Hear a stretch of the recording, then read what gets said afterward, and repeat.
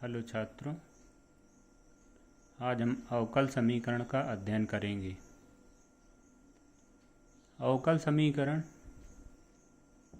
वह समीकरण जिसमें स्वतंत्र चर अर्थात x, परतंत्र चर अर्थात y तथा परतंत्र चर y के अवकलज जैसे dy/dx, d²y/dx² इत्यादि हो तो उसे अवकल समीकरण कहते हैं। जैसे पहला नंबर dy/dx + 5x = 0। दूसरा दिया गया है d²y/dx² + 3dy/dx + 5y = sin x। दोनों ही अवकल समीकरण हैं क्योंकि इसमें dy/dx दिया गया है, इस पे स्वतंत्र चर ये x दिया गया है, इस पे d²y/dx² दिया गया है + 3dy/dx + 5y, y परतंत्र चर हो गया और ये sin x दिया गया, इसलिए दोनों ही अवकल समीकरण हैं। आगे है अवकल समीकरण की कोटि। अवकल समीकरण की कोटि किसी अवकल समीकरण की कोटि उस अवकल समीकरण में सम्मिलित स्वतंत्र चर के सापेक्ष आश्रित चर के उच्चतम कोटि के अवकलज की कोटि द्वारा परिभाषित होती है। जैसे एग्जाम्पल नंबर फर्स्ट में दिया गया है dy/dx = e⁻x।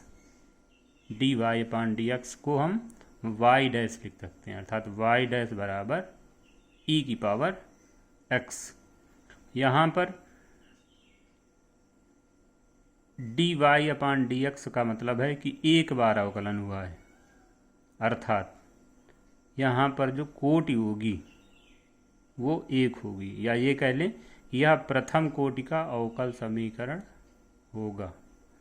दूसरा नंबर दिया गया d²y/dx² + 2y + 2dy/dx या बराबर 0, या इसी को लिख सकते हैं y' + 2y' + 2y = 0।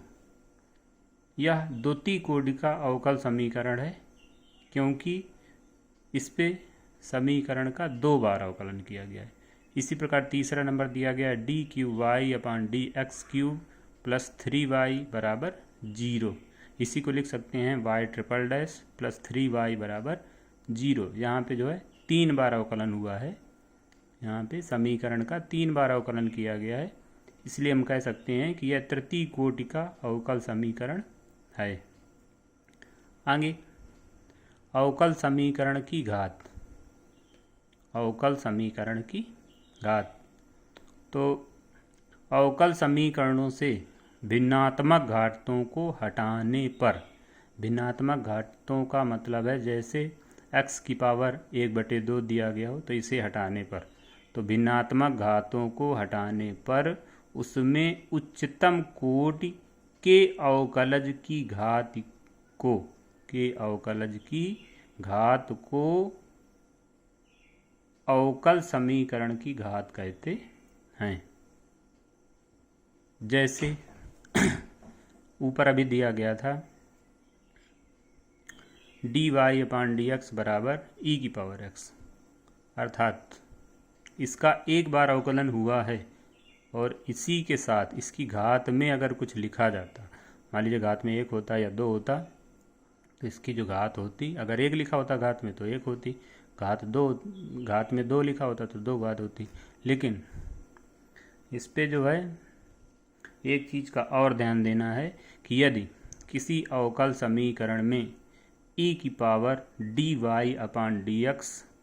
या log dy/dx या sin dy/dx, cos dy/dx है तो उसकी घात परिभाषित नहीं की जा सकती है। जैसे कोई एग्जाम्पल ले लें मान लीजिए दिया गया है डी स्क्वायर वाई अपान डी एक्स स्क्वायर का होल क्यूब प्लस 3 dy अपान डी एक्स बराबर 0। अगर यहाँ पे ये पूछ ले कि इसकी घात ज्ञात कीजिए, इसकी घात ज्ञात कीजिए, तो सबसे पहले ये हमें देखना है। यहाँ पे लिखा हुआ डी स्क्वायर वाई अपान डी एक्स स्क्वायर, इसका मतलब है कि इसका 2 बार अवकलन किया गया है, अर्थात इसकी कोटि हो गई 2। यहाँ पे लिखा हुआ डी वाई अपान डी एक्स, अर्थात इसका 1 बार अवकलन किया गया है, यहाँ पे 2 बार अवकलन किया गया है। तो अधिकतम अवकलन अर्थात डी स्क्वायर वाई अपान डी एक्स स्क्वायर की होल घात जितना होगा, तो इसकी होल घात दी गई है कितनी, 3 दी गई है, अर्थात इस ये जो समीकरण दिया गया इसकी जो घात होगी वो 3 होगी, अर्थात ये तृतीय घात का अवकल समीकरण है। दूसरा एग्जाम्पल दिया गया है, यदि डी वाई अपान डी एक्स का होल स्क्वायर प्लस ई की पावर डी वाई अपान डी एक्स बराबर 0। अब यदि इसकी घात पूछी जाए तो यहाँ पे दिया गया डी वाई अपान डी एक्स, इसका मतलब ये है कि इसका 1 बार अवकलन किया गया। यहाँ पे दिया गया ई की पावर डी वाई अपान डी एक्स, ऊपर हमने नोट में लिखाया है कि यदि ई की घात में, यदि ई की घात में डी वाई अपान डी एक्स है तो इसकी घात परिभाषित नहीं की जा सकती है, अर्थात इसकी घात अगर देखें तो इसकी घात परिभाषित नहीं है, परिभाषित